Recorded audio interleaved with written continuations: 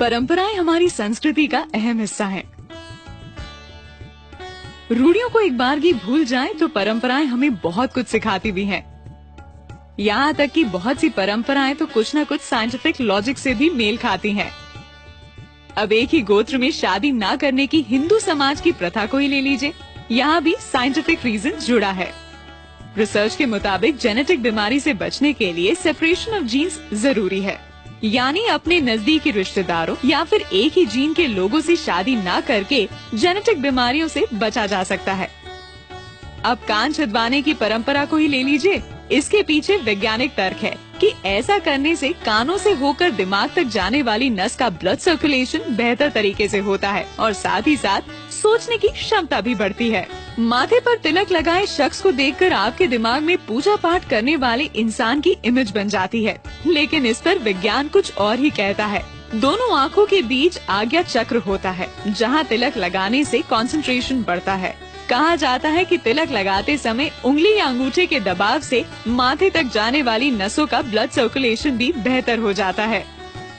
अब बात करते हैं जमीन पर बैठकर खाना खाने की। दरअसल पालथी मारकर बैठना एक तरह का योगासन है। इससे मन शांत रहता है और डाइजेशन दुरुस्त बना रहता है। हाथ जोड़कर नमस्ते करने का भी वैज्ञानिक तर्क है। सभी उंगलियों के आपस में दबाव से एक्यूप्रेशर प्रोसेस होता है। इसका सीधा असर आँख, कान और दिमाग पर होता है। इस दबाव से सामने वाले व्यक्ति को लंबे समय तक याद रखा जा सकता है। फिर से बात करें खाने की। कहा जाता है कि खाने की शुरुआत तीखे से और अंत मीठे से हो।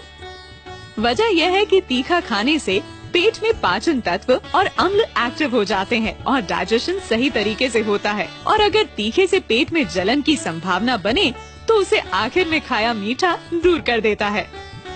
पीपल की पूजा का भी वैज्ञानिक तर्क है। दरअसल पीपल की पूजा भूत प्रेत भगाने के लिए नहीं, बल्कि पेड़ों के सम्मान में की जाती है।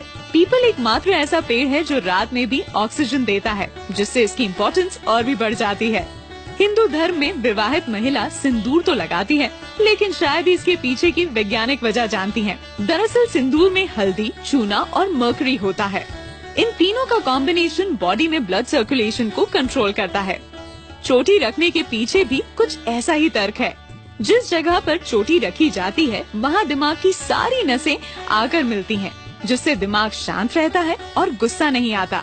साथ ही सोचने समझने की क्षमता भी बढ़ती है। ये थे कुछ लॉजिक जो बताते हैं कि परंपराएं यूं ही बस निभाने के लिए नहीं है। परंपराओं के पीछे छुपे साइंटिफिक लॉजिक समझ लिए जाएं तो फिर उनका दिल से पालन तय ही मानिए।